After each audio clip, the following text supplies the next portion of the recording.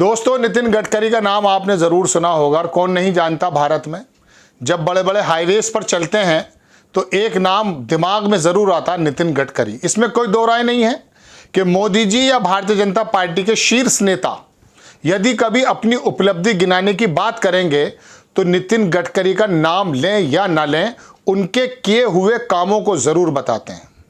लेकिन वही नितिन गडकरी अब थोड़ा साइड लाइन किए जा रहे हैं।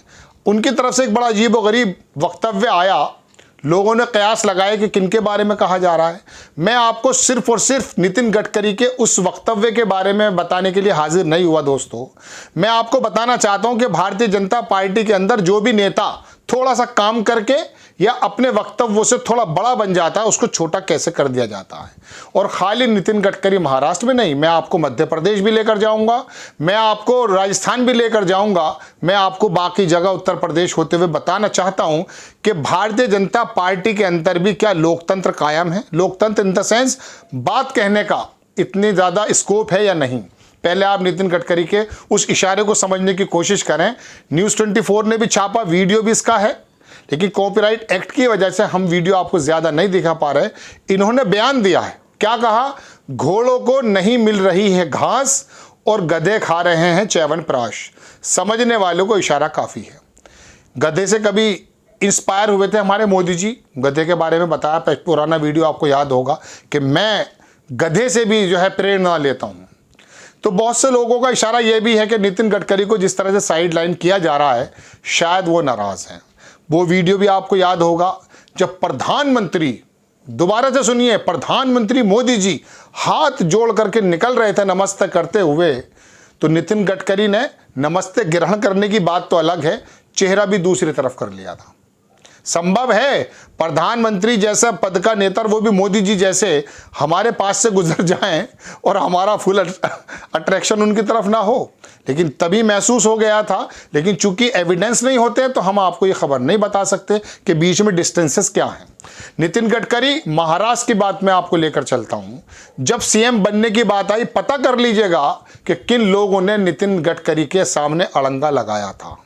कोई नहीं चाहता कि पार्टी में उससे उनसे बड़ा नाम हो। अधिनायकवाद, इसके बारे में बताने आया हूं मैं आपको। जब पार्टी में एक ही नेता हो जाए, अरुण शौरी किसी जमाने में कहा करते थे 3.25 लोगों की सरकार, एक मोदी जी को, एक अमित शाह को और एक अरुण जेटली को, 3.25 के बारे में कहा करते थे वो। लेकिन आज की तारीख में जो भी छत्रप, भारतीय जनता पार्टी के अंदर के छत्रप की बात चल रही है, ज़रा सा सर उठाता है अपने काम करके या किसी भी तरीके से, उसको दबा दिया जाता है। क्या ये बेहतर है? पार्टीज़ के अंदर क्या लोकतंत्र नहीं होना चाहिए? जितिन प्रसाद के फादर, मुझे याद आता है कि एक ज़माने में उन्होंने जब कांग्रेस आई के अध्यक्ष का इलेक्शन लड़ा तो उस समय उन्होंने कहा कि बिल्कुल तमाम भावनाएं सोनिया गांधी जी के पक्ष में ही हैं, लेकिन बेहतर यह है कि मैं भी इलेक्शन लड़ूं ताकि ऑप्शन तो दूसरा रहे।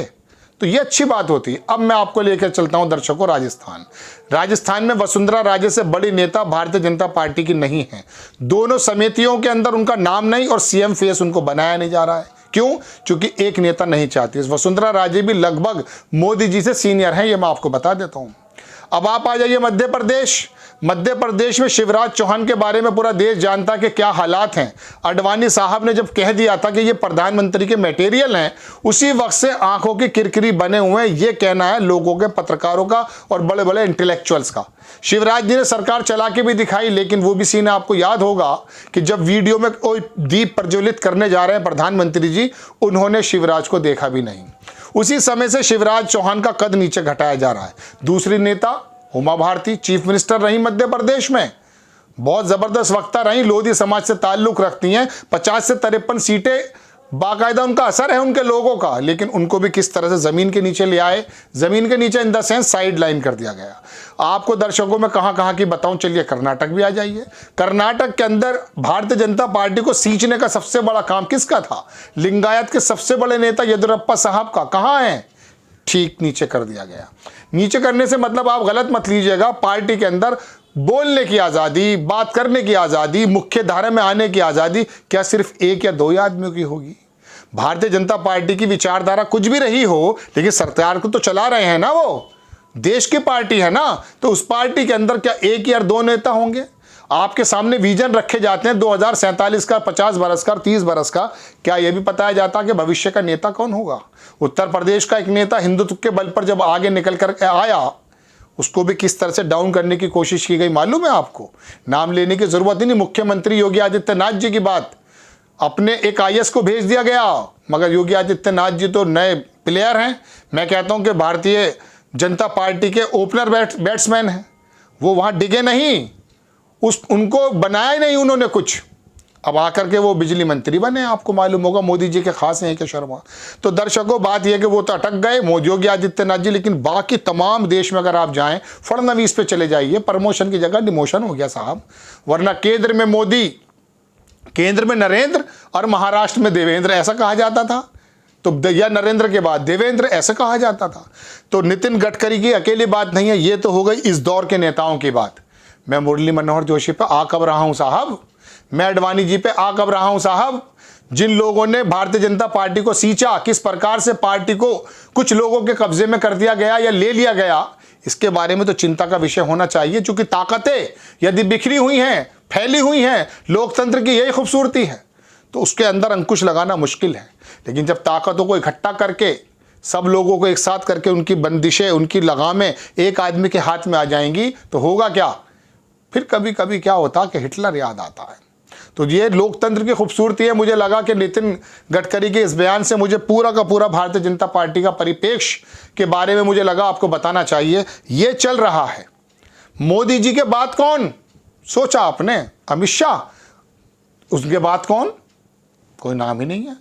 वसुंधरा राजे ठंडी कर दी गई हैं। वो वहाँ ठंडी मतलब, मेरे बातों को गलत वे में मत लीजिएगा, कि उनको जो 35% से ज़्यादा उनकी वहाँ पे एक्सेप्टेबिलिटी है राजस्थान के अंदर मुख्यमंत्री लेवल के ऊपर। और उसके बाद जो दूसरे नंबर के 9 नेता हैं, वह जो मुख्यमंत्री की लाइन में लगे हुए हैं, किसी का 7-8% से ज़्यादा नहीं है। गजेंद्र शेखावत हो या पूनिया, कोई भी हो। तो दर्शकों, ये नितिन गडकरी का कटाक्ष और भारतीय जनता पार्टी के अंदर कौतूहल। एक बात मुझे और याद आ जाती है, असल में बात से बात निकल आती है, इसलिए मेरी खबर थोड़ी लंबी हो जाती है। आप इंटरटेनमेंट के साथ सुनिए। मैं आपको बताऊं, भागवत साहब, आपको याद है, मैंने किसी एपिसोड में आपको पहले बताया था, जब उन्होंने अपने दूत को भेजा प्रधानमंत्री जी के पास, ये राजनीतिक गलियारों में है कि आप महाराष्ट्र आते हैं, अपनी मातृ संस्था यानी कि नागपुर भी आ जाया कीजिए आरएसएस में। उन्होंने कहा कि मैं उम्र में बड़ा हूं भागवत से, अगर मैं प्रधानमंत्री नहीं होता तो शायद आरएसएस का मुखिया होता, उनको मेरे पास आना चाहिए। भागवत की वो बात याद है आपको, जब भागवत ने कहा कि बाबरी मस्जिद के बारे में, राम मंदिर के बारे में, के विधेयक लाया जाए लोकसभा के अंदर, उससे जो है राम मंदिर का रास्ता प्रशस्त किया जाए, तो प्रधानमंत्री जी ने उस वक्त भी कह दिया था कि नहीं, ये कोर्ट से होगा। तो पता चल गया था, आरएसएस से ऊपर गए, तमाम नेताओं से ऊपर गए, और जो उनके ऊपर नेता थे वो कहाँ गए? मार्गदर्शन मंडल में गए, वो आपको मालूम है। ये बहुत बेहतर बात नहीं है, ये बहुत बेहतर बात नहीं है। पार्टियों के अंदर, देश के अंदर, संस्थाओं के अंदर लोकतंत्र होना जरूरी है। आपको खबर कैसी लगी अपनी राय कमेंट्स बॉक्स में जरूर दीजिए। चैनल को सब्सक्राइब कीजिए, शेयर कीजिए। नेक्स्ट टाइम मैं किसी खबर के साथ आता हूं। जय हिंद।